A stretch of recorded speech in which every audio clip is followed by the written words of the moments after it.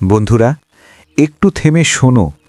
দিনের শেষে যখন মনটা ক্লান্ত হয়ে যায় আর ভোরের আলো যখন চোখে এসে পড়ে, এই দুই সময় যদি একবার ভগবানের নাম মনে পড়ে, তাহলে জীবনের ভার অনেকটাই হালকা হয়ে যায়।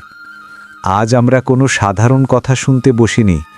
আজ আমরা শুনব সেই বাণী, যে বাণী যুদ্ধের ময়দানে জন্ম নিয়েও আজ লক্ষ লক্ষ মানুষের জীবনের শান্তির পথ দেখায়।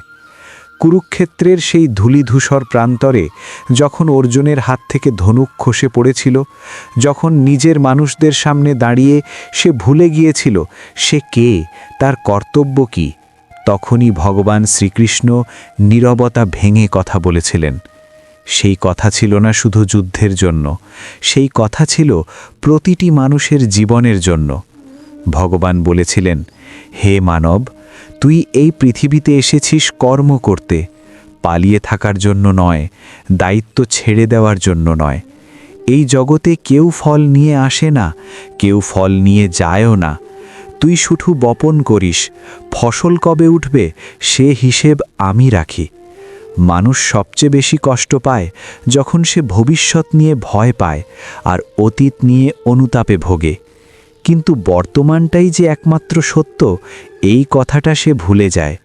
শ্রীকৃষ্ণ বলেন, মনকে শান্ত করতে শিখলে আর কিছু জয় করার দরকার পড়ে না, কারণ অশান্ত মনই মানুষের সবচেয়ে বড় শত্রু।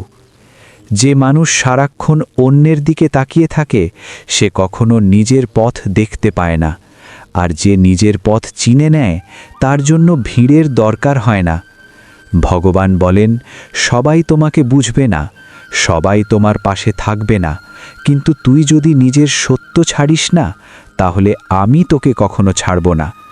এই দেহটা তোর নয়, এটা শুধু তোর যাত্রার একটি বাহন।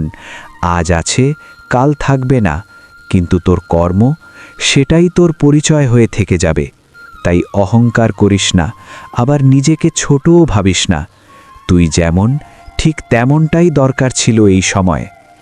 ভগবান বলেন, ক্রোধ মানুষকে অন্ধ করে দেয়, লোভ মানুষকে ফাঁকা করে দেয়, আর মোহ মানুষকে দুর্বল করে দেয়, কিন্তু ভক্তি মানুষকে শক্ত করে। যে আমার ওপর ভরসা রাখে সে পড়লেও ভেঙে যায় না, কারণ সে জানে কেউ তাকে ধরে রাখছে।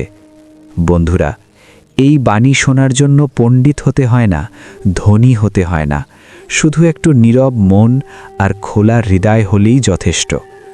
যদি এই কথাগুলো তোমার মনে একটুও শান্তি এনে দেয়, তাহলে মন্তব্যে লিখে দিও, জয় শ্রী রাধে কৃষ্ণ।